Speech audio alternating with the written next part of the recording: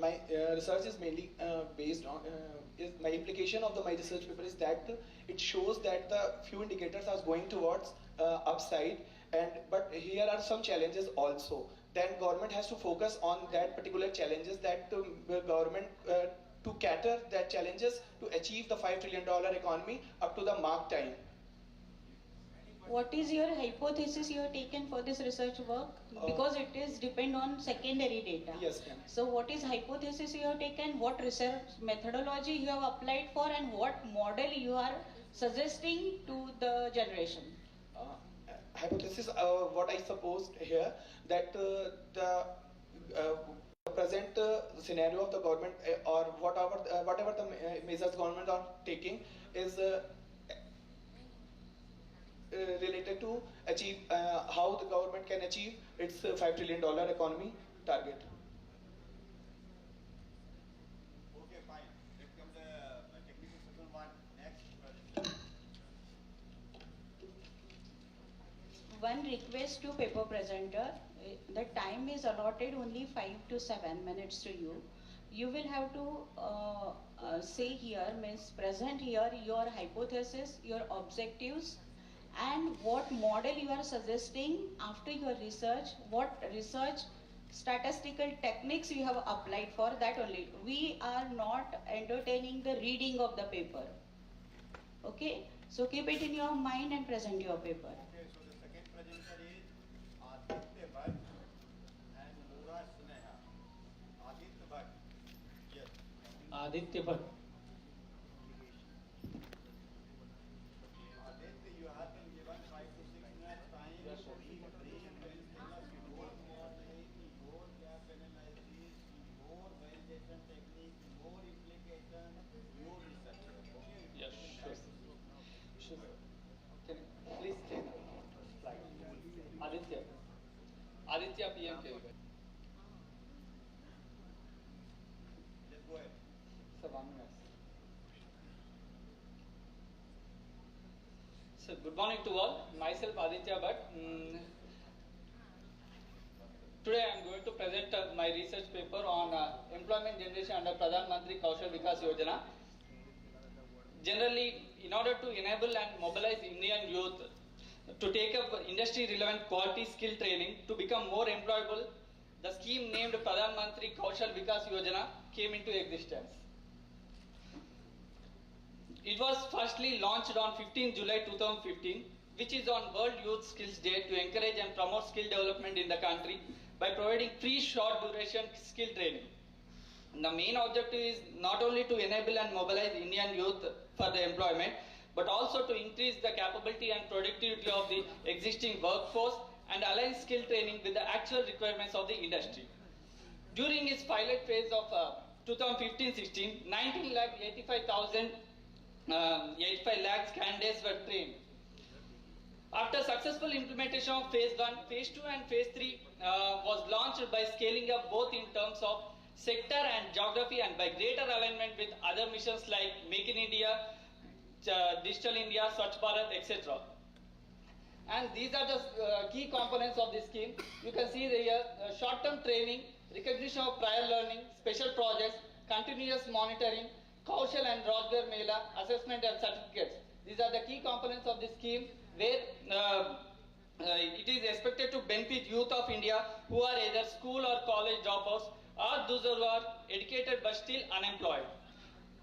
And when coming to the next slide, these are some of the review of literatures that I have gone through for my study. From this, I can say that my research gap is that after careful examination of literature reviews, it has become evident that no study has done relating to the performance, especially on the PMKVY scheme in terms of employment generated during 3 phases after the candidates are certified. Hence, in order to fulfill this research gap, I have done the present study has been undertaken. And my objectives of this study are to analyze the performance of PMKVY scheme in terms of selective indicators. Here the selective indicators are taken as number of candidates certified, placed and trained. To analyze the outreach of this scheme in various states in terms of selective indicators during 3 phases of the study is also the objective of this study. And when coming to hypothesis, null hypothesis states that there is no significant difference among the three phases in terms of number of candidates employed after certified by the training institute. And the alternative hypothesis states that there is a significant difference among the three phases in terms of number of candidates employed after certified by the training institute. And this is my research methodology, where you can see that my study is on descriptive and analytical study, and I have taken my secondary data, and I have used SPSS software and statistical tools like average, simple averages, percentages, and one-way ANOVA test. And my scope of study is restricted to only presently PMKVS scheme, and the period of study is from 2015 to 2022. This is divided into three phases, which is the first phase is of 2015-16 1 year, and 2016 to 20 second phase, which is of 4 years, and 2022 is the third phase. And now I comes, this is the data I have gathered from the secondary sources, and here you can see the components of the candidates trained, assessed, certified, and reported. Along with in these three phases, second phase is occupying the highest percentage of candidates placed out of certified candidates with 23.42%.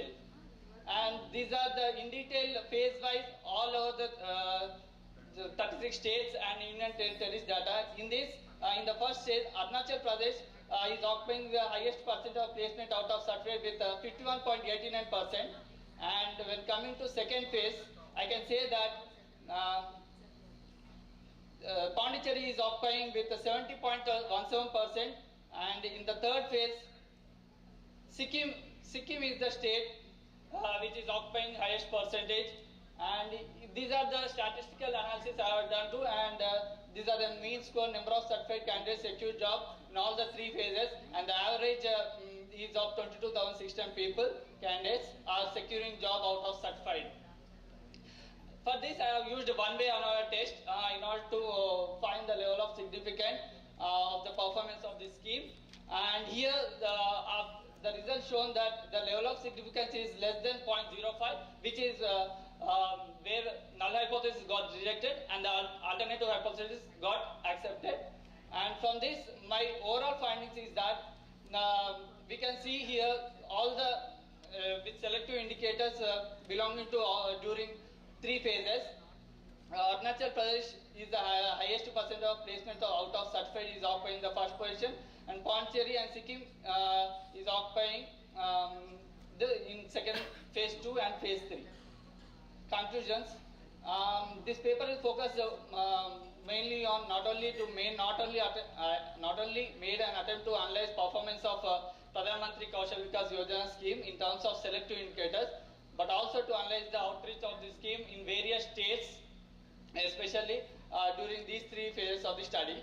Based on the analysis, phase 2 is occupying witnessed a higher number of employment of certified candidates when compared to other two phases. These are the references I have taken for this study. And thank you one and all for giving me this great opportunity to present my paper on this dais. Any question from the audience? Yes, sir. This Pradhan Mantri Kaushal Vikas Yojana. Yes, sir. What is the drawback in this? During your study, Sir, have you found any deficiency? Would you like to say way forward for its improvement? Yes, sir. Because the one thing is that here they are implementing the schemes not in a similar manner. From phase 1 to phase 2 and phase 2 to 3, there is a difference in the period of study, and it must be unique. And here the latest they need to train the candidates with the ongoing technological advancement, so that they will be benefited out of this training and get job. It is in order to eradicate the poverty of the India, they will be equipped with this training and do the jobs accordingly. Thank you. Okay. Thank you so much, sir. Okay, next presenter is Dr. Ramakrishna Bandaru.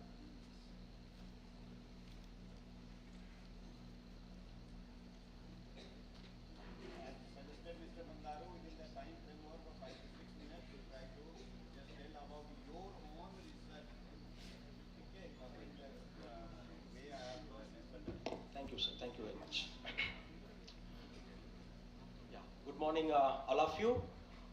My research paper title is Pradhan Mantri Kaushal Vikas Yojana, a driving force for employment generation and spending capacity. Next, what is Pradhan Mantri Kaushal Vikas Yojana? So, Pradhan Mantri Kaushal Vikas Yojana scheme is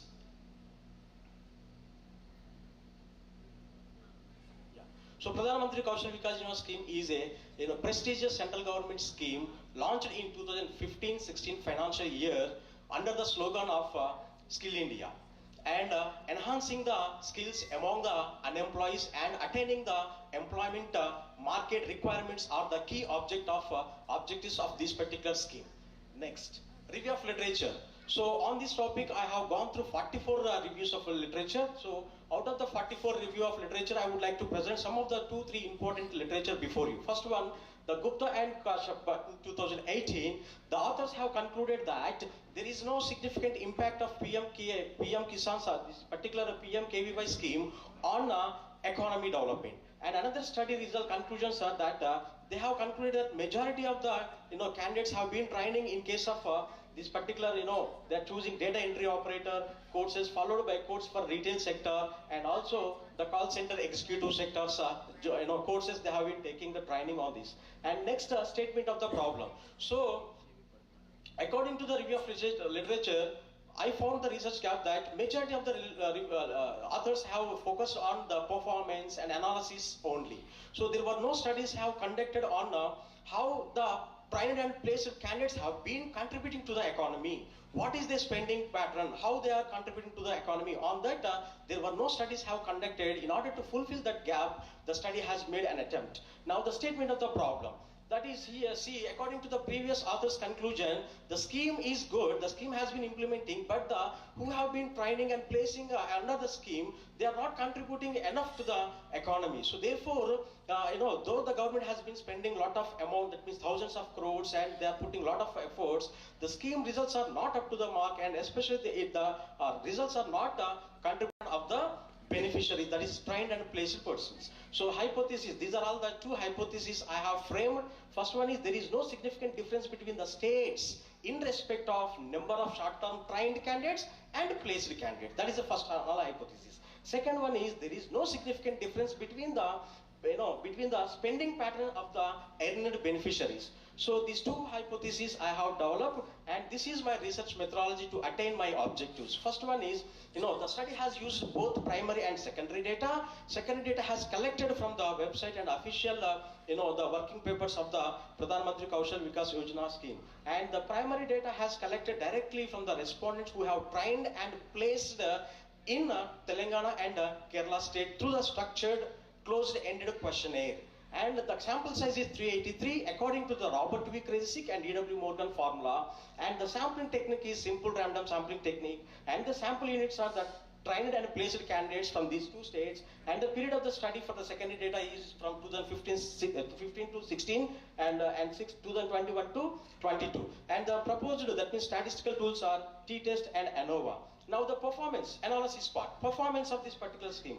My dear friends, so about 53.89 lakhs candidates have trained since its incorporation up to the February 2022, and among these 53.89 lakhs from the 3 phases, 23.70 lakhs candidates have placed, including 2.95% self-employed person.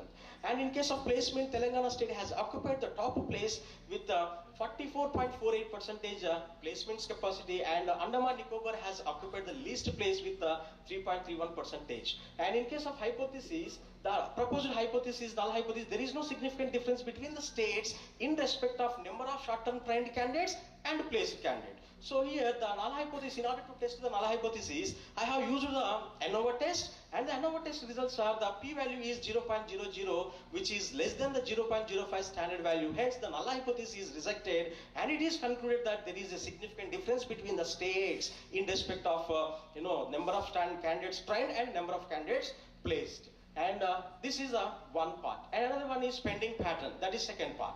So if you see that out of the total salary, majority of the candidates have been spending 63.44% from the salary for house rent purpose, and gross groceries purpose 18.27 percentage, and transportation purpose 13.05 percentage, and for other expenditure 5.22 percentage they have been spending. So here I have developed two hypotheses to test the primary data. The first one is there is no significant mean difference between the male and female in spending pattern. So to test this hypothesis, I have used the t-test, and the t-test results are the p-value is 0.00, which is less than the 0.05 standard value. Hence the null hypothesis is rejected, and it is found that there is a significant mean difference between the male and female in respect of spending pattern. So if you see here, male spending ratio is more than the female spending, and majority of the male spending for the rent purpose, whereas the females have been spending for the other purpose, as they have been staying in the hostel for the employment purpose in the cities. And second hypothesis, there is no significant mean difference between the male and female in respect of saving. So the null hypothesis tested with the help of t-test, and the t-test results are p-value is 0.00, which is less than the 0.05 value, and found that there is a significant mean difference between both male and female in respect of savings. And the conclusions are males are not saving, whereas the women's, that means females, are saving. Finally, the conclusion part, based on the results, it is found that the placement percentage is very less, up to 44 percentage in the country. So it is concluded that the distance and salary are the key components in respect of the placement. Therefore, it is suggested that to improve the placement percentage by linking the local companies' requirements during the training period of the candidate, it will helpful to them to place in the respective area. Automatically they can escape from the the rent, majority of the portion rent amount. So the second one is, it is also found that placed candidates have been not saving the amount because of they have been placing in cities, and majority of the portion they are paying for the rent purpose. So that is why they are not contributing for other economic purpose. So hence it is suggested that the placement in the placement, first we need to consider the local companies, and according to their requirements we have to we have to train them and place them. And finally, managerial implication. So if you see the managerial implication, providing the employment opportunity through the training is one side of the coin, my dears. So another side of the coin is we have to get some kind of contribution from them for the economy, to the economy. So therefore, in order to make the contribution from these kind of candidates to the economy, two things the central government has to follow. The first one is they have to consider the local companies' requirements, and according to the requirements they have to train and they have to place them in the local companies. Then it will helpful to them to escape from the another kind of expenditures. Automatically they can divert that amount into different other GDP related activities. And the second important one is, that is link the Mudra Yojana scheme with the PMKVY, Pradhan Mantri Kaushal Vikas Yojana. So we have to give the training. Yeah, only one point. So we have to give the, we have to train them, and we have to give the loan under this scheme. Then automatically they can settle in the respective area. So then it will helpful to the economy to contribute, and we can reach the 5 trillion economy. So the last one is limitation of the study. So the limitation of the study is the primary data has collected only from the South India. So these are all my points from the research. Thank you very much. Any questions from the audience? Yes, ma'am.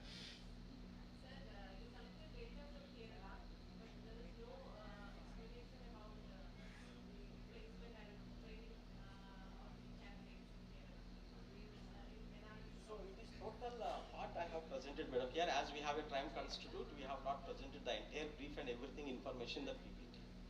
So in Kerala, almost 23% of people have been placing out of the total trained persons. Okay, any other questions? Yes, madam.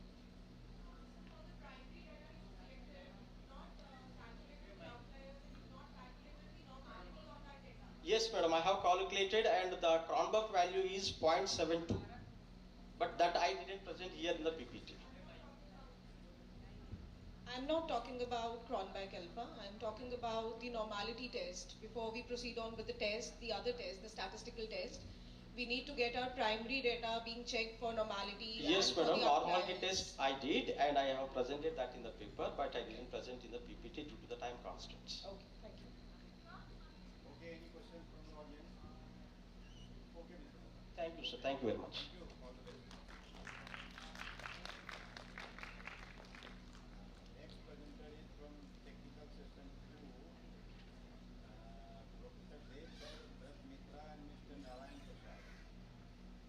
Mr. Narayan Prasad.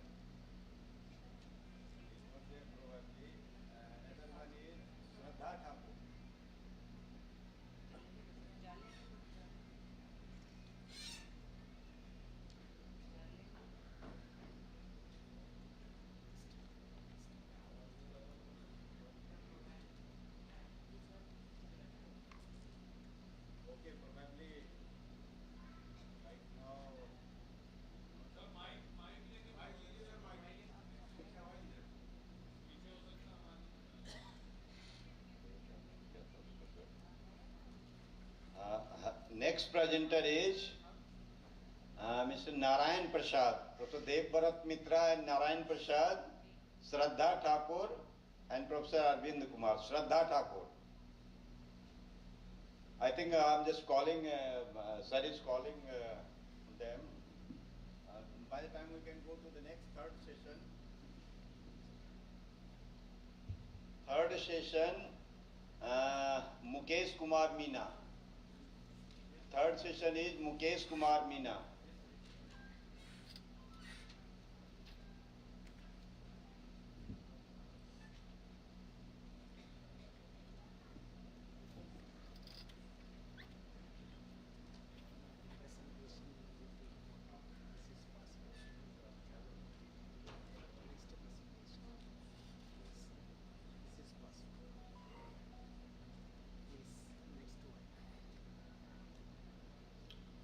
Good morning all.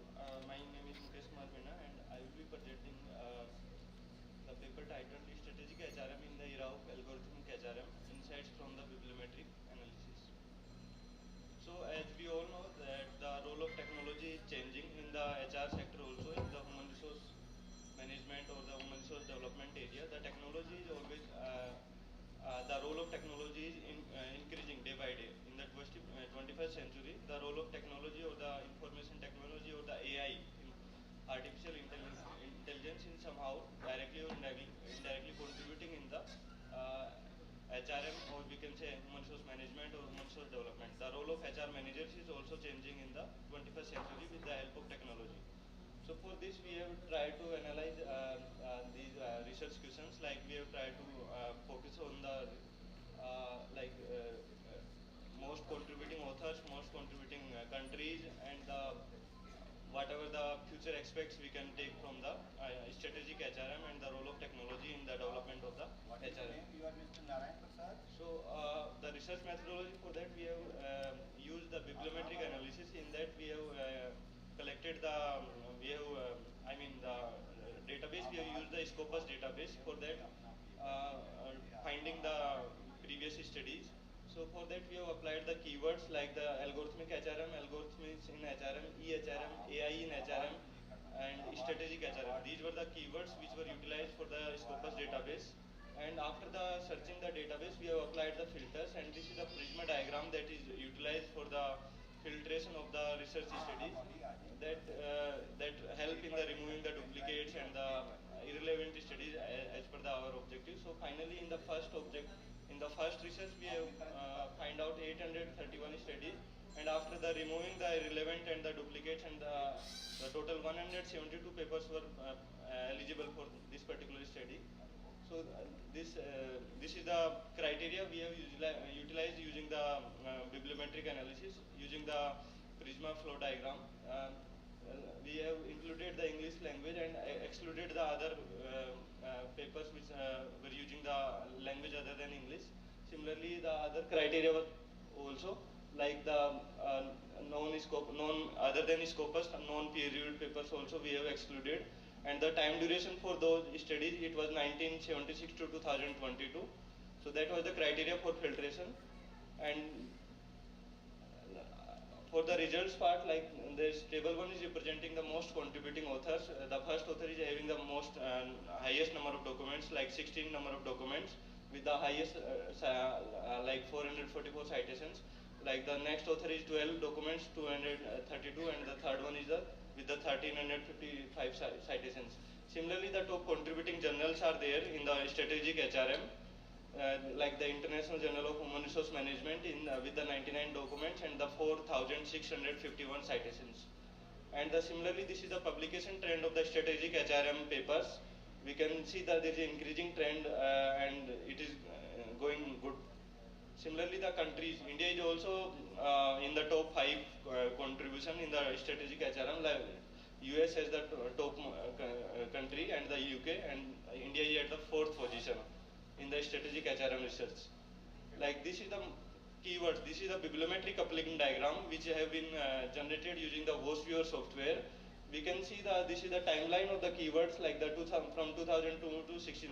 The dark words, these are the previous most frequent words, and these light words like the EHRM, resource allocation, strategy, electronic human resource management, innovation, talent management, HRM system. These are the keywords which are represented in the light color, and these are the current most frequent keywords. And the dark word like human resource management, personnel, human resource management, these are the older keywords. So we can easily understand that the how much in the research also these current the role of HRM, and I mean the strategic HRM and the technology is increasing in the current scenario in the 21st century.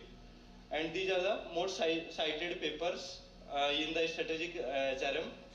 Similarly, that is the list of the keywords. Like the strategic HRM is the top keyword with the 196 occurrence and 213 total link strength in the bibliometric coupling. Similarly, the countries, and for the conclusion part, we can I can conclude that the strategic HRM is the new trend of the HRM or HRM development, because after the adoption of the technology in every sector, the role of HR managers is also changing. Like during the COVID-19 time also, the role of HR managers was totally different if you compare with the previous time, because in the every sector technology is somehow contributing directly and indirectly. So employees' behavior is also changing, and similarly the administrative behavior is also changing. So HR managers, they have to play a big role with the help of technology, and the research is also suggesting that like this bibliometric coupling diagram will help us. There are 5 colors. These 5 colors are representing 5 different clusters, and these 5 clusters are there. Like the first cluster is representing somehow, these are the keywords like decision making, human capital, performance management, sustainability. And the cluster 2 is representing the employee, human experiment, job satisfaction, motivation. Cluster 3, this is related with the technology. This is the EHRM, electronic HRM, employee attributes, information technology, innovation strategy. Cluster 4 is like related with the performance of the firm and the practices of the employees. And cluster 5 is related with the knowledge management and the natural resource management, resource allocation. So the bibliometric results are also representing that now the technology is somehow directly, indirectly included in the research also, and this for the resource allocation also, and for the role of the employees also. So technology, with the help of the information technology, we can have the better understanding between the employees and within the organization also. Thank you. Okay, any question from the audience?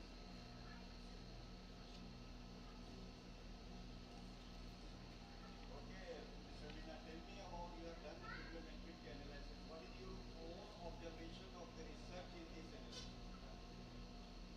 Like my personal observation from this research is that currently we are shifting from the previous concepts like human resource management, human resource accounting, human resource development. Now we are shifting with the strategic HRM. This is the new keyword, new trending word in the HR sector due to the adoption of the technology in the organizations. That is my suggestions or my conclusion from this study. Okay, anything else? Any question from the audience? आगे बैठिए ना Thank you. Photo ले लीजिए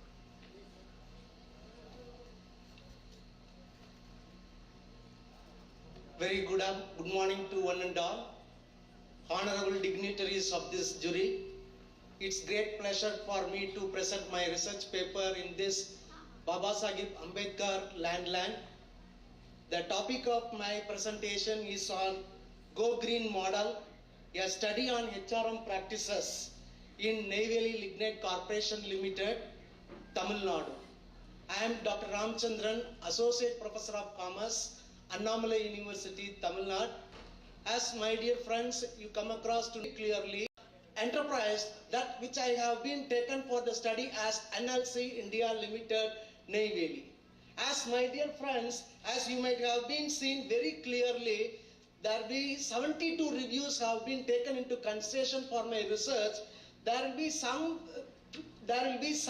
research gap have been identified, of which the first one will be the researchers of earlier have taken into consideration only the certain economic phenomena and the psychological phenomena as to the study of increasing the level of output in enterprise of organizations. As this makes the researcher to take into consideration of NLC India enterprises, which will be the status of public enterprise Navaratna in India. As I have made a conceptual model that will be the Go Green strategy, which leads to technological applications, of which three factors have been considered, of which learning, which component over to selection, recruitment, training and development. And secondly, it has taken as the variable on the job training and off the job training. Thirdly, the developmental issues of the employment of employee of the organization as taken as employee engagement and motivation factor. What will be the research problem that have been focused in the research study is the success is the slogan that may be the main spectrum of the light of the technology over for the transformation of the enterprise of NLC.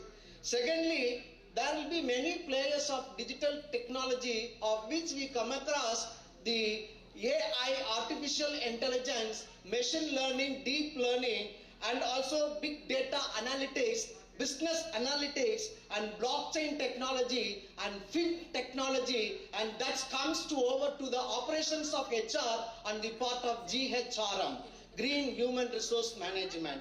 As my dear friends, on this backdrop, it makes the researcher to go for a Go Green model, a study on HRM practices in NLC India Limited, Neyveli. That makes me to arise to put over two questions on this research problem.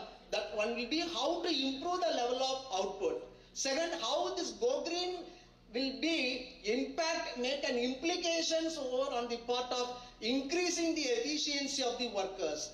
Of having this questions in mind, and I framed two objectives, of which the first one will be to examine Go Green practices to improve the level of employee engagement of the study enterprise. Secondly, to analyze the association with the Go Green practices of employee engagement, of which also the researcher has come out with the null hypothesis formation, of which there will be no association with the demographic profile with the employee engagement. As to the methodology part of my study, sources of data consist of primary and secondary of the duration of 24th January 2022 to 28th February 2022 through interview schedule technique. As the secondary data composed with print and e-resources. As technique of analysis is percentage, mean scoring ranking method, cross tabulation, and also chi-square test have been applied. Snowball technique has been applied, and 915 employees have been contacted directly. Over of this, executives consist of around 348, non-unionized supervisor part will be 200, and workers will be 367. This will be the strength of the organization of NLC. As there will be three variables, that will be one will be select dependent variables and select independent variables, and third will be the ranking variables. Select dependent variables part of demographic, age, gender, education, and select independent consist of practices followed in the organization, particularly job satisfaction, and you can consider the employee engagement, training, development activities. Ranking will consist on the learning and training issues. And as with regard to the cross tabulation table number 1 and 2, the hypothesis goes on for acceptance and gives more awareness over for Go Green model. And thirdly, and I have go for the 3 and 4 table, which also synthesize over for selection process on online, which will be very familiar and which will be very popular over will be in aspect of awareness and administered by the employees. Over for table 6 and 7, which goes on for mean score ranking in employee engagement and motivation issues, of which the ranking will give more for what you can say the collaborative system of working, particularly with the executives and non-supervised workers and also with workers of the organization. And also the research has identified the workers which will be at the bottom level, which consists of skilled and unskilled. They might have to go for training and a refresher training in periodical way. This will be the major part. The policy implications for the study and the conclusion is percentage analysis insists that intellectual knowledge is essential part as for irrespective of the cadre of the working nature environment. Secondly, means for ranking, commitment and involvement and dedication is the primary issue. And third implication that periodical refresher training is must for the employees. And fourth will be corporate level firm benefits cost advantage over in go green model applications in their organization. Brand image will improve. Already it will be in Navaratna status. Now it go for superficial status of organization in the minds of the government. And finally, if all those implications are to be adopted and followed systematically and scientifically, definitely there will be no doubt that, my friends, that the organization will come up in the international entity in the near coming days. What will be the main limitation is that will be the public sector organization. All data, all informations may not be revealed. That will be the major problem over on the part of the researcher to collect. And finally, interstate public sector will be taken as future scope, and we can go for impact of go green behavior in organizational development, organizational climate, which franchise and synthesize and develop over for morale, ethics, which go for higher productivity of any organization, not only for public sector, but also for private. Finally, I will say one more thing that will be for future purpose. Employee awareness and perception is very essential part for technology, green technology in public and private sectors. As study has to be undertaken in future by any budding researchers. These are all the researchers. These are all references. Thank you for patient listening. Thank you for the opportunity.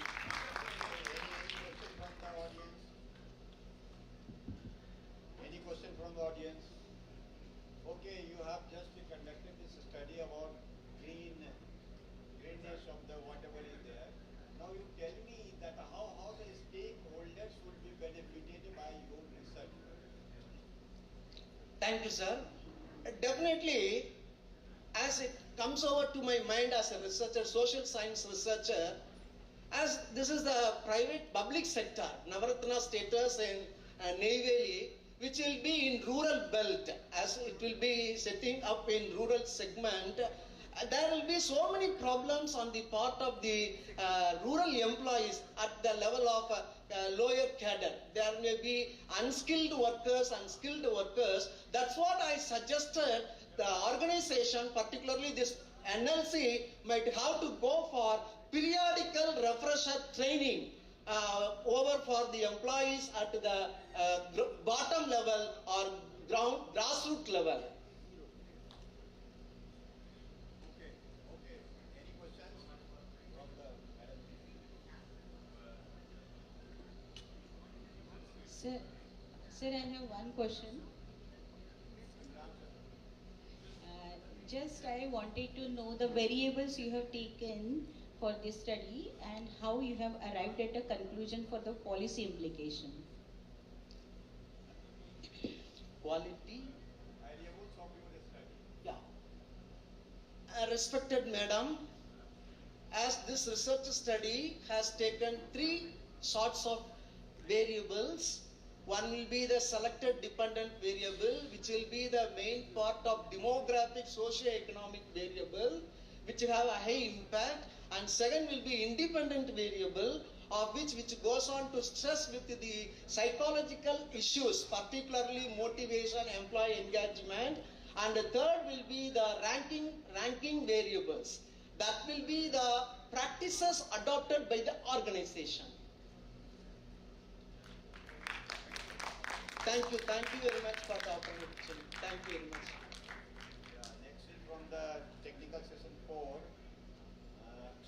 Dr. Vijay Sethi and Dr. Poonam Kakkad. Dr. Vijay Sethi and Dr. Poonam Kakkad. Technical session 4. I think they are not available. Dr. Vijeta Sethi and Dr. Poonam Kakkad. I think they are not available right now. Next is Dr. Aishwarya Pratap and Dr. S.C. Purohit. Dr. Aishwarya Pratap.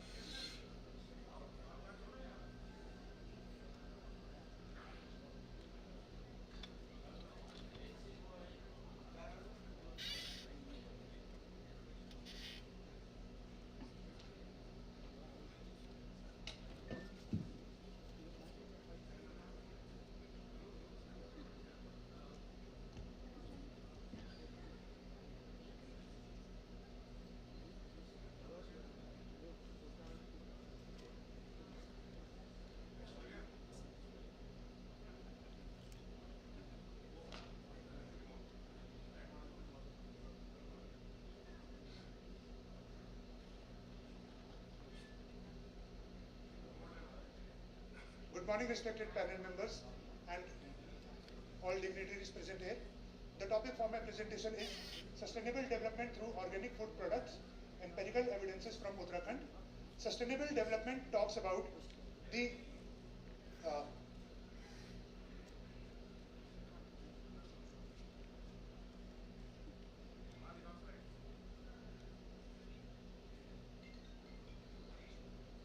Sustainable talks about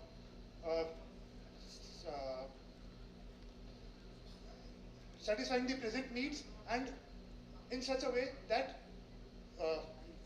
for the upcoming generations the future is sustained. It is and resources are available for a much longer time.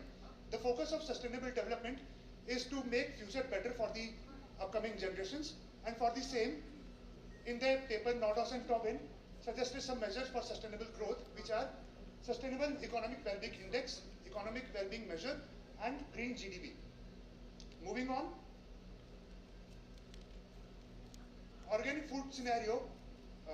The organic food products can help in achieving the goal of sustainable development, because these products are such products which are manufactured, which are produced in such an agricultural system that use no chemical fertilizers, no pesticides, and no harmful chemicals. Further, in the context of state of Uttarakhand, the state government has taken the initial step by introducing the Organic Agriculture Act in 2019, and the state government aims to make the state the organic capital of India.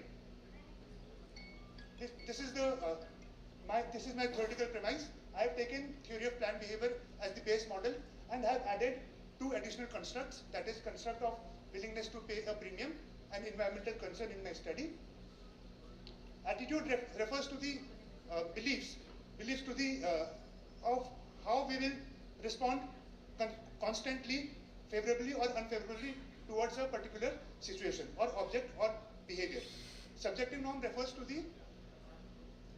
our opinions, the opinions of our significant others.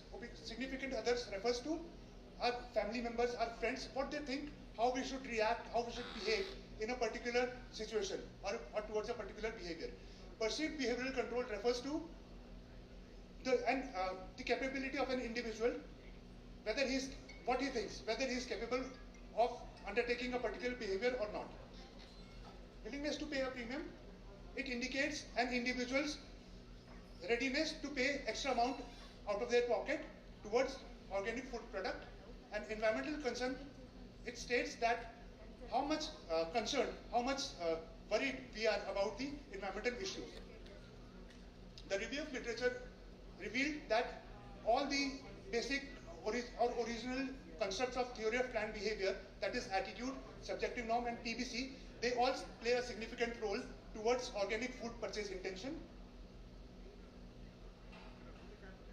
Talking about the added constructs of environmental concern, it was found that it plays a very significant role. It first of all it helps in formulating the attitude, and ultimately it helps in formulating the favorable purchase intention towards organic food product. Consumers' willingness to pay. Consumers across the globe, in the study, studies conducted across the globe, it was revealed that consumers across the globe, they are ready to pay an extra amount of money towards organic food product. This is my basic proposed model. The research gap is that various studies in the proposed area are conducted around the world. Very limited studies are conducted in the country of India, but to the best of my knowledge, no study till now has been conducted in the state of Uttarakhand. The research questions are to test the overall attitude of the people of Uttarakhand towards organic food products, and does the environmental concern and willingness to pay, does they play a moderating role towards organic food purchase. My sample size for this study was 636, and it was collected by distributing a structured questionnaire based on 5-point Likert scale, ranging from strongly agree to strongly disagree. I cross-validated my sample size with the help of G-Star Power software. These are my questionnaire sources. Environmental concern items were taken from the paper of Kilborn and Pickett. The items of attitude were taken from Taylor and Todd and Gill and Gracia. Subjective norm items were taken from the paper of Verbeen and Verberg and Alswidi et al. Further, okay, sir. Perceived behavioral items. So these were my questionnaire sources. I used Smart PLS4 software for my study because it helps. It gives a more robust results for the as compared to the other softwares. The Cronbach, the construct reliability was well established, as composite reliability and Cronbach alpha values are well within the range of 0.7 to 0.95. That is the recommended range by Hare et al.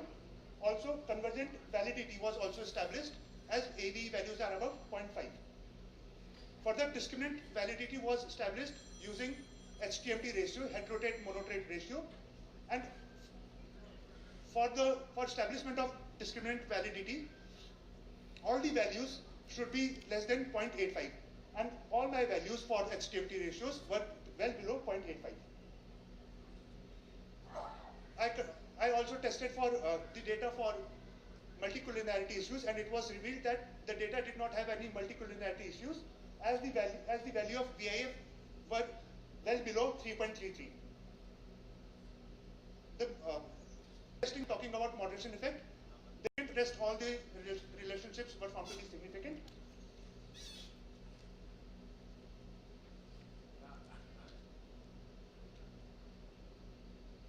The proposed path model based on the hypothesis testing. The coefficient of determination, that is R squared, states that together all the independent values, they explain a variance of 66% of purchase intention, and willingness to pay a premium appear to be the most important variable. At last, I would like to conclude by saying that consumers are ready to buy the organic food products, and they are ready to pay extra out of their pockets. In my suggestion, I would like to say that consumers should shift their consumption pattern from non-organic food products to organic food products, as it is beneficial for both. Okay, I'm concluding, sir. They are beneficial for both environmental health and social health. The implications of my study is that as the green industry is increasing, it will give a boost to the green for India to become a green economy. Further, we will be able to achieve the target of net zero carbon emissions before the deadline if we increase green consumption, or if we move towards green consumption. Thank you.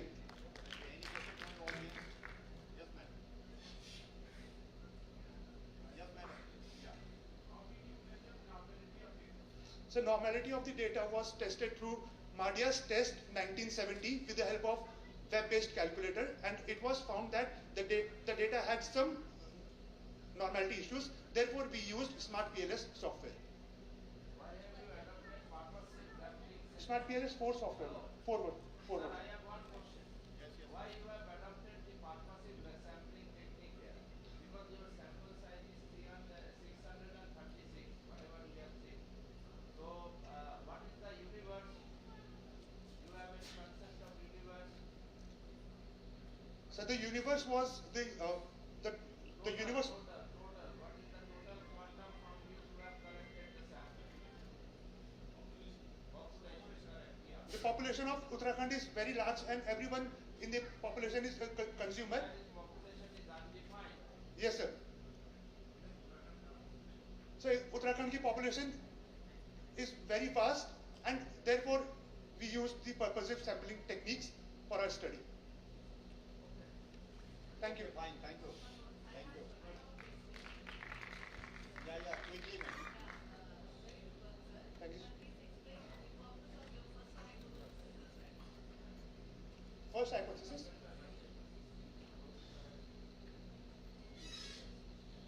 And the first hypothesis talked about the relationship between consumers' green attitude and its influence on purchase intention. And it was revealed that, interestingly, the consumers were showing less green attitude, but they were having the more favorable attitude towards green organic food product. This may be due to the fact that they may not have the knowledge that organic food products are a part of green product, and marketers and also the government should work on this. Fine, thank you. Okay, thank you.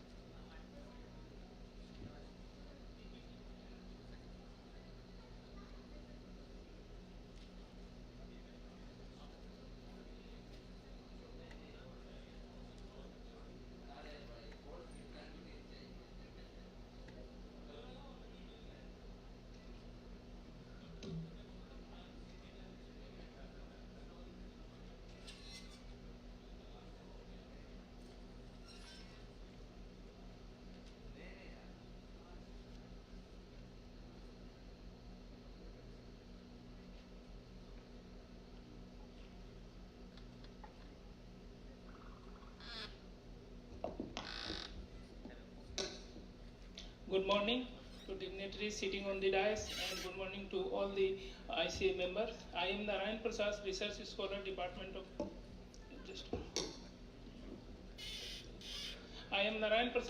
Research Scholar, Department of Commerce, University of North Bengal. Sir, today I am going to present a paper, Factor Influencing Customer Satisfaction in Online Shopping, an empirical study on Siliguri Metropolitan Area.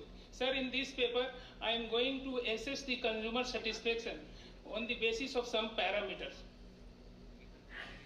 Sir, how can you achieve the consumer satisfaction, especially in terms of the online shopping? Because in online shopping, we will see that there is no direct interaction between the purchaser and buyer. So in this case, whenever we are meeting the expectation of the customers, thus in this case, we can achieve the customer satisfaction. Customer is expecting what the customer is expecting in online shopping. Particularly, customer is expecting in online shopping the accurate information. If you provide the accurate information, based on the accurate information, customer can make the rational decision.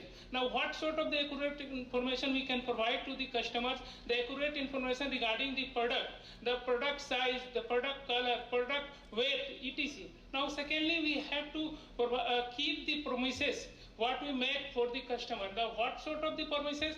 Promises such as that we have to deliver the customer's order on time, and if you provide the flexible return policy and after sales service, then we can make the customer satisfied, particularly in online shopping. Now, if we make the customer satisfaction, then what sort of the benefit we will get as a online seller? So in this case, what will happen? The existing customer will be loyal, and the potential potential customer we can attract for the buying the goods and services from the to avail the online platform to buy the goods and services. Now in this case what will happen if the customer will increase, in this case our profit will increase and we can achieve our one of the goal of the businesses. Now how we measure the customer satisfaction? The customer satisfaction based on the my previous literature available in the domain of the online shopping, I have found that there are several factors on which the customer satisfaction can be measured. I have taken here the 4 parameters based on the literature support. The first one is the information quality, second one is the shopping experience, third one is the website quality, and last one is the delivery time. Now what is the information quality? As I said earlier, that customer must have to provide the accurate information, because there is no direct interaction between the customers and buyers. So there is no salesperson who can explain about the product and services. So in this case we have to provide the accurate information on the website of the e-retailer, so that the customer can make the rational decision. They can rational decision regarding the product and services. Now what is the shopping experience? We know that in online shopping the transactions are based on the virtual platform. In this case, we are expecting that the customers must have some sort of the literacy in terms of the computer operation, internet browsing, site visiting, browsing of the product, placing item in cart, availing the discount, selecting payment option, placing order, and tracking shipment. So is this sort of the shopping experience we are expecting from the customers. Now third one, the website quality. We know that the website play a intermediary's role between the buyers and sellers. So website is a play interaction. So in this case, the website quality can hamper the customer satisfaction. How? It will hamper if the website quality, the navigation, what the customer is suppose clicking on the hyperlink, if the hyperlink is not opening, in this case it will face the dissatisfaction in the mind of the customer. So website quality must be assured. Now last one is the delivery time. What is delivery time? The customer is expecting their product and services order on time. If we will provide the product and services on time, in this case what will the customer satisfaction can be boosted up.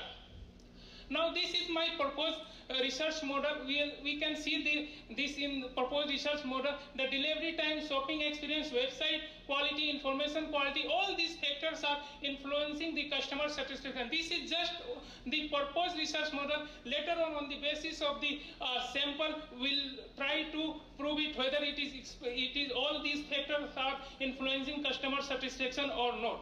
Now, so in the basis of the this proposed research model, we can draw the hypothesis. How can we draw the hypothesis? The first one is the quality of information affect customer satisfaction. This is my first hypothesis. You can see this here, the quality of information and how it's affecting the customer satisfaction. In this way, we can formulate all 4 hypotheses. The shopping experience affect customer satisfaction, website quality affect customer satisfaction, and delivery time is affecting the customer satisfaction. This is my proposed hypothesis based on the proposed research model. Now, the best part of the research is how can you prove the proposed research model or prove the hypothesis. Now, for this we take the help of the research methodology. In this case, we formulate a structured questionnaire. The questionnaire is basically we have divided into 2 parts. In first part of the questionnaire, we are assessing the demographic profile of the customers, and in the second part, we are assessing the parameters of the online customer satisfaction. Now, as you see that we have taken 4 parameters. On the basis of these 4 parameters, we are assessing the customer satisfaction. The information quality, the first parameter is taken from the Ahan et al. 2004, and we have taken 4 items to assess the information quality. And similarly, the website quality assessing with the help of the Soviet et al., and we have taken 3 items from there. And customer satisfaction we are assessing on the basis of 4 questions which we have taken from the Chiu et al. And Hasu et al. And delivery time we have taken from the Lee, Joshi and Ahan et al. And we are assessing assessing on the basis of 3 items, or what we can say the 3 questionnaires. Similarly, the shopping experience we are assessing with 3 questions taken from the Khalifa and Liu 2007. Now, all these questions are measured on 5-point Likert scale, where 1 represents the agreed and 5 represent the strongly disagree. Now, all these we have collected 266 respondents from the Siliguri metropolitan city. Now, all the respondents are the college and university going students. Why we have taken the college and university going students? Because the previous literature suggested that the online shopping are basically required illiteracy. So we have, and all the maximum, the research are conducted with the help of the college and university going students. So we have taken the college and university going student the sample. And we have taken 266 samples using snowballs technique. So these are the demographic profile. Sir, how much I have time? Only 1 minute. Sir, please provide me 2 to 3 minutes. So these are the demographic profile, and we have assessed the normality of the data on the basis of the descriptive statistic, the mean, standard deviation, skewness, and kurtosis. Now thereafter we explore the factor analysis with the help of the explorative factor analysis, and we have seen that there are all 5 factors are explaining the 77.858% of the customer satisfaction. Now we are assessing the construct reliability with the help of the convex alpha and the composite reliability, and we know that if the alpha value is greater than 0.70, then it is said to be the reliable, and composite reliability is greater than 0.7. And we see that all the construct reliability has been established. Now the construct validity, we are assessing the construct validity with the help of the convergent validity and discriminant validity. And convergent validity are assessed with the help of the average variance explained, and it is suggested that if the area is greater than 0.50, then we can say that the construct is valid. And discriminant validity we are assessing with the help of the Fordham and Likert criteria 1981, and we see that the discriminant validity also has been established. Now the measurement model, we are taking the help of the structural equation method, and here we draw the measurement model. The measurement model suggests the relationship between the latent variable and their measures. And the measurement model, we have to establish the fit statistics. Fit statistics we can establish with the help of the chi-square absolute fit measure, incremental fit measure, and parsimonial fit measure. The absolute fit measure are assessed on the basis of the GFI, RMAC, RMR, SRMR, and chi-square. The incremental fit statistics we have established with the CFI, and parsimony fit is this with the AGFI. All the fit study has been established. Now thereafter we go for the structure. That is the conclusion.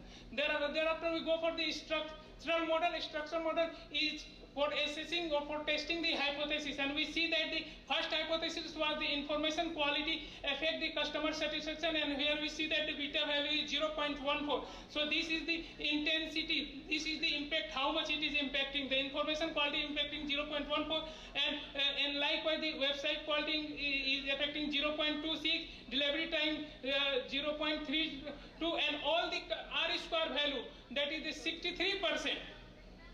And this is my research finding. So information quality is affecting customer satisfaction. Okay. So we see that all the four parameter is affecting the customer satisfaction, and all has been supported, and these are the limitations. We have taken the data only from the one geographical area, that is the Siliguri, and we have taken only 4 parameters. We may take on it. Thank you.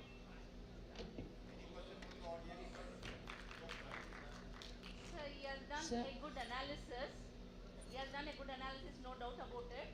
But then he has taken 4 parameters for the purpose of evaluation of customer satisfaction. Yes. To bridge the gap. But the most you have not stated as to whether you are talking about consumables purchases or durable purchases. In case of durable purchases, then the most important aspect of customer satisfaction is after sales service. How it is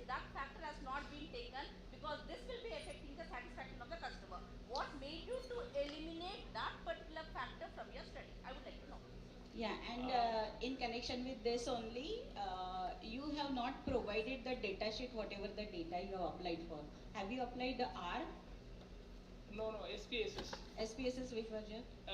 23 and with emoj. Okay, you tell. What madam said. Yes, ma'am. We are taking all the durable and non-durable FMCG items. Okay, and in this case, we cannot take all the exploratory variable. Okay, in social science research, if you will take, so it will be a difficult work. So whatever. But yes, we can take in this some other researches. All exploratory variable we cannot take in, or we cannot accommodate in a research paper. Yeah, it's true, but then I feel this is the most important aspect of customer satisfaction. Next time when you do it, please include it. Okay?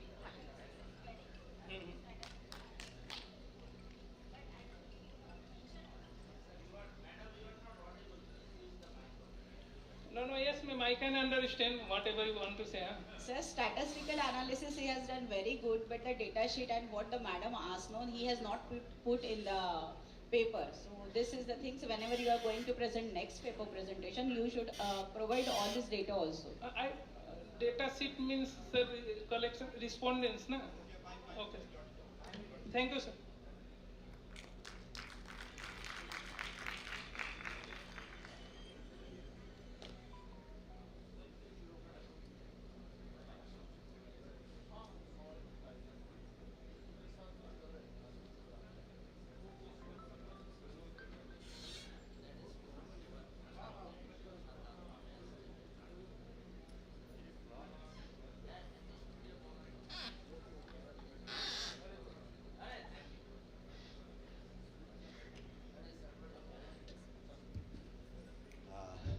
Okay, thanks all the presenters.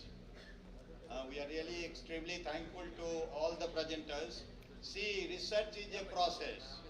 We all are learning. This is a great platform where we must learn. And please do not think who is first or second. Loser is the best way to the learn a thing. If your paper is rejected from a category journal, you are the best researcher. So we should learn only from the research. Research is only a learning process, not the end. With this word, let all of us keep on learning from this platform, all of us. And let us take the movement that is further about learning. Research is the way of life. Okay? All the presenters, thank you very much. And our colleagues and all that, thank you very much. We are very much grateful to our chairman today. He is a very senior official from the Bajaj industry. We are really extremely grateful to them. He has really seen that how research is going on, and we were just discussing with him that how industry and university linkage can further go ahead. Thank you very much. Then our jury member, madam, and sir. Yeah, and sir,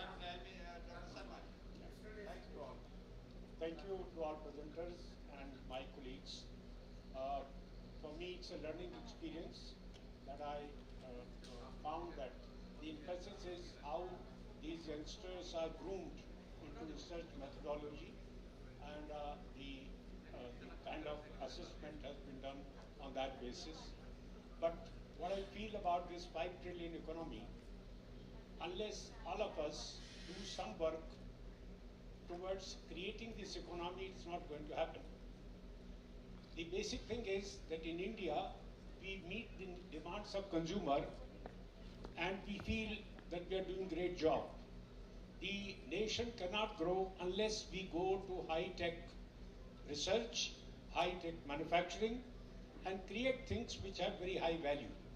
Coordination amongst various departments. I have seen in various forums that India has some potential somewhere, but coordination doesn't happen. We still import most of the costly equipment, and which drains our resources.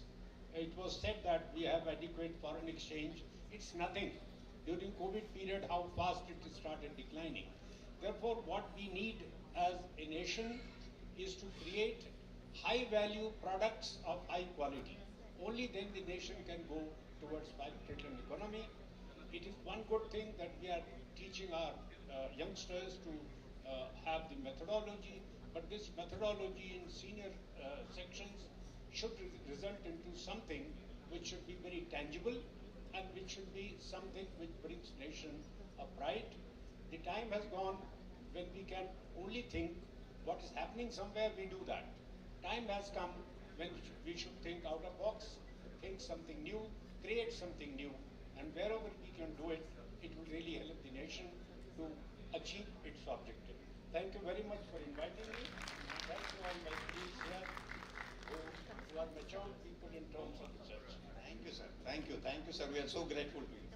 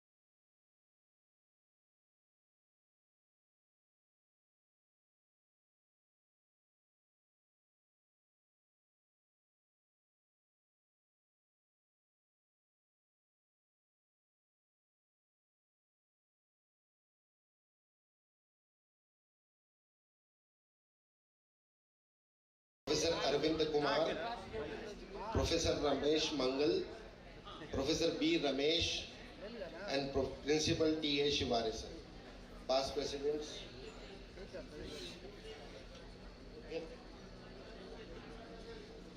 Sir यहाँ बैठते हैं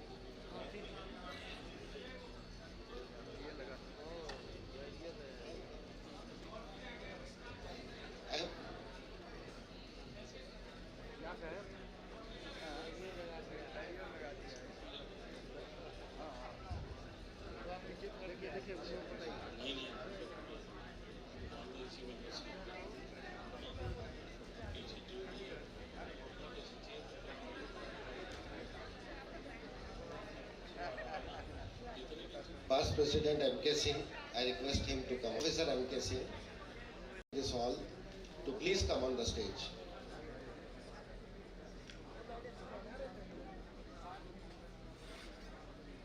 He is on the dais to pay the floral tributes to the portrait of Chhatrapati Shivaji Maharaj and Bharat Ratna Dr. Babasaheb Ambedkar. Once again, I request the past presidents, those who are present in the hall, they are requested, humbly requested, to come on the stage.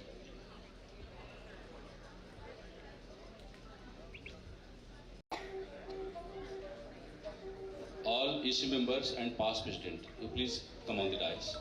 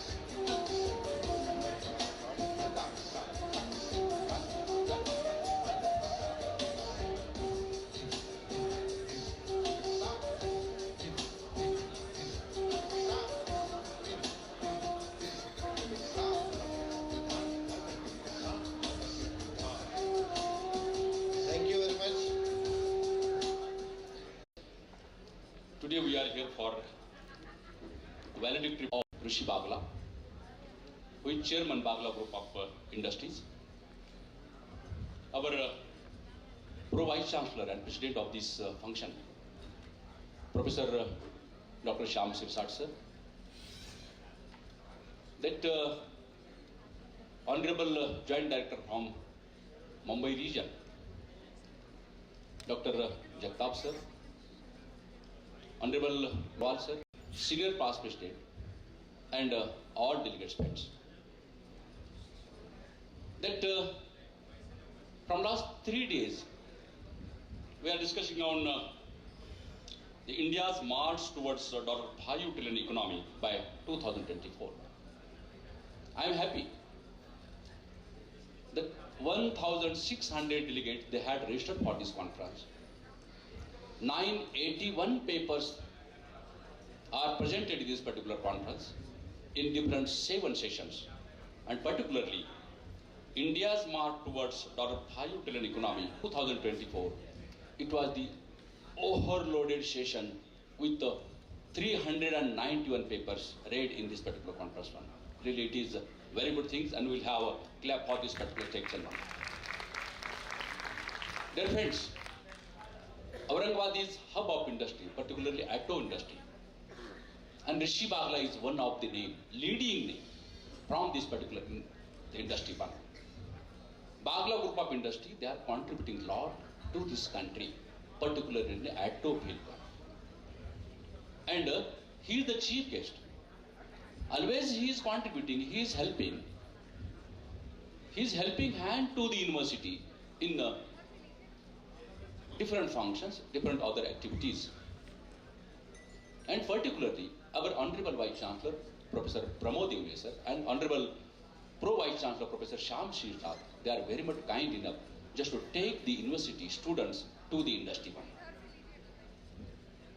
The focus of this ICA just to have a discussion on different types of aspects, just to get a conclusion, and just to give this particular report to the different governments and government of India about the restructuring of different types of activities in the India, and particularly from last 3 days, we are discussing India's march toward $5 trillion economy by 2024. The theme of this conference was very interesting. All the delegates, we are discussing these particular aspects. Near about 12 to 13 honorable vice chancellors, they had discussion in this particular different types of sessions. Near about 46 deans, faculty of commerce and management, they have participated in different types of discussions.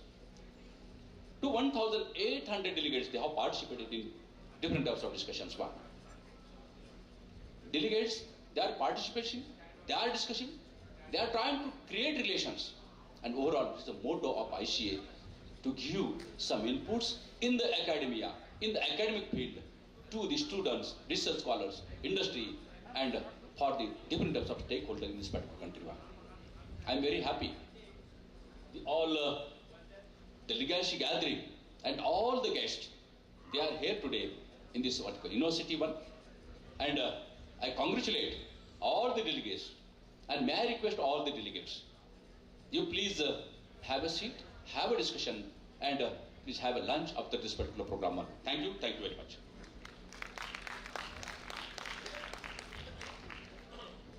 Thank you very much, sir. Now we welcome the guest on the stage. In the chair, Professor Manas Pandey, Executive Vice President of ICA. I request Professor W.K. Sarvade to welcome Professor Manas Pandey.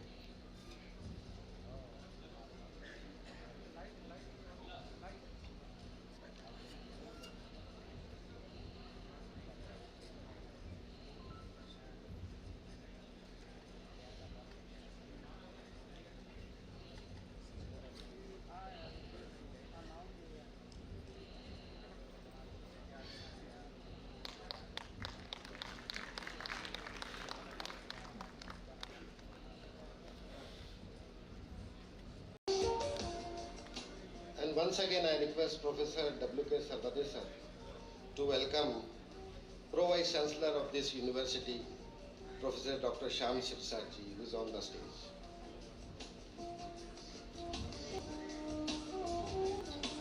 Executive Vice President of ICA, Professor Manas Pandey, to welcome a very distinguished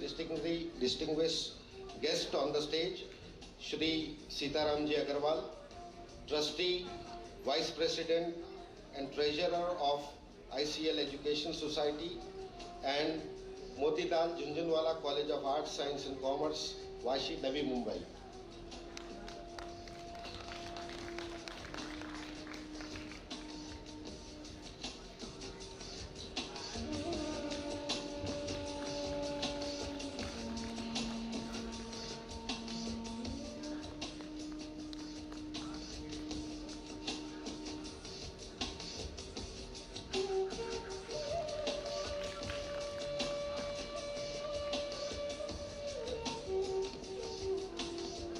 I request Professor Sham Shirthal, Pro Vice Chancellor, to welcome the Secretary of Indian Commerce Association, Shri Pushpendra Mishra ji. Pro Vice Chancellor Shirthal ji.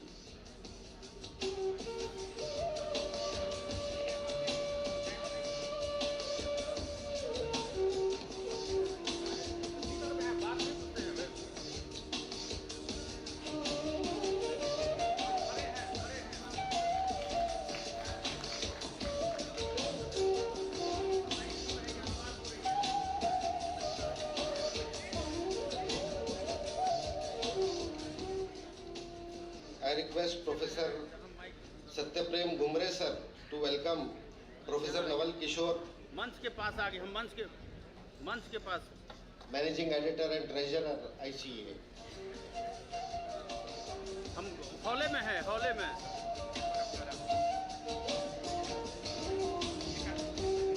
Guest house में हैं। हाँ हाँ हाँ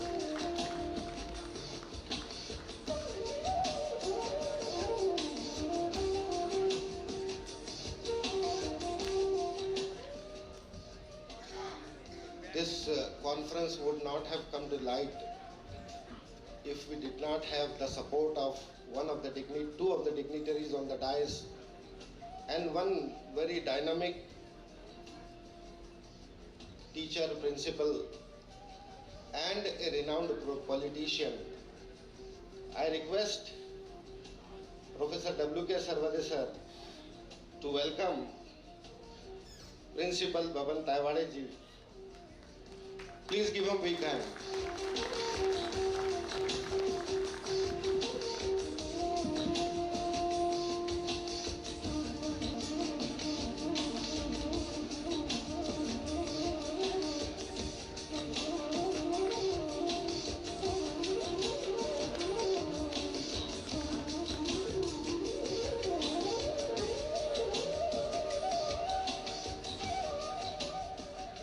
I request Dr. Vilas Sippar ji to welcome Professor Purushottam Rao ji, past President ICA.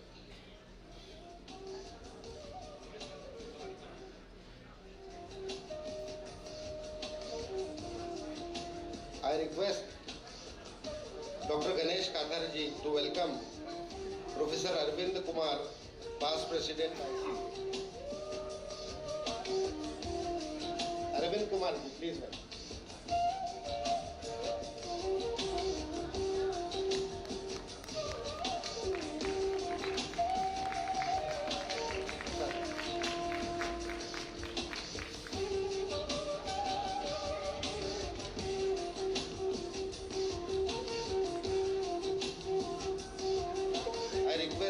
Dr. Satyagraha Bumre sir to welcome Professor Ramesh Mangal, past President.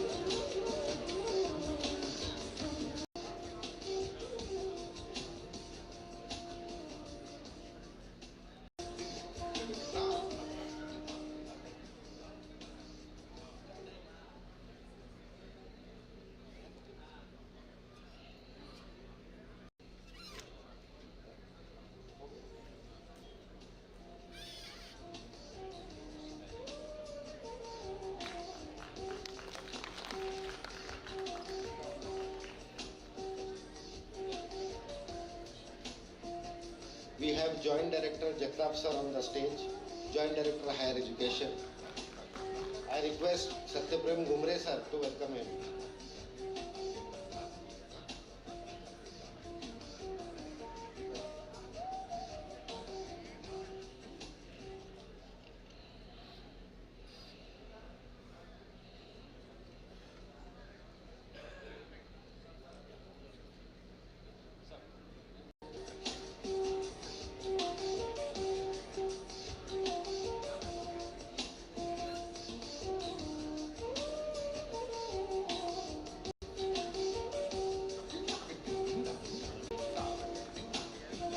I request Satyaprem Gumre sir to welcome Professor Jayappa ji, to welcome Professor N.K. Jha, and newly elected Vice President of ICA.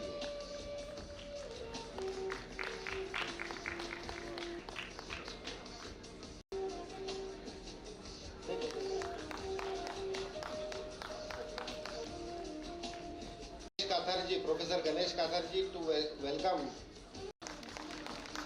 Dr. Sandeep Vanjari, to welcome Dr. Gautam Prasad ji.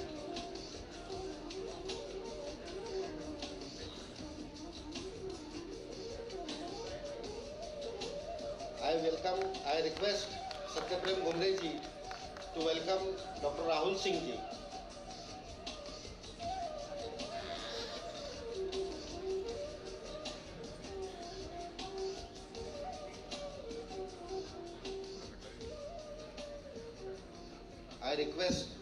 Dr. Vilas Ipar sir to welcome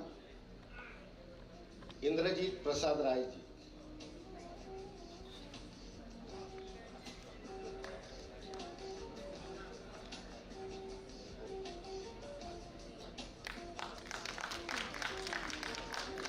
I request Dr. Satyaprem Gumre ji to welcome Dr. Ravi Kumar.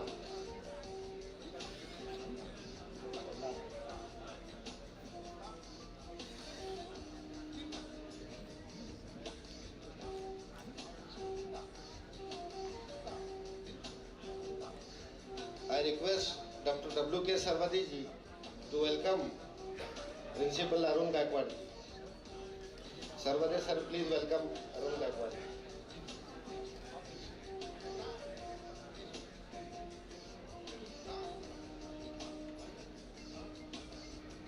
And for the last time, I request Gumre sir to welcome Shri Arun Singh ji.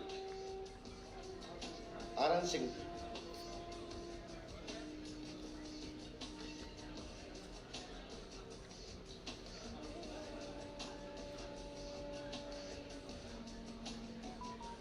Organizing a All India Commerce Conference is a Herculean task.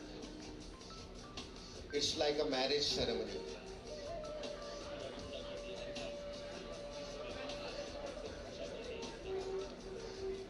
I request Dr. W.K. Sarvade sir to welcome Shri Ashish Dave ji.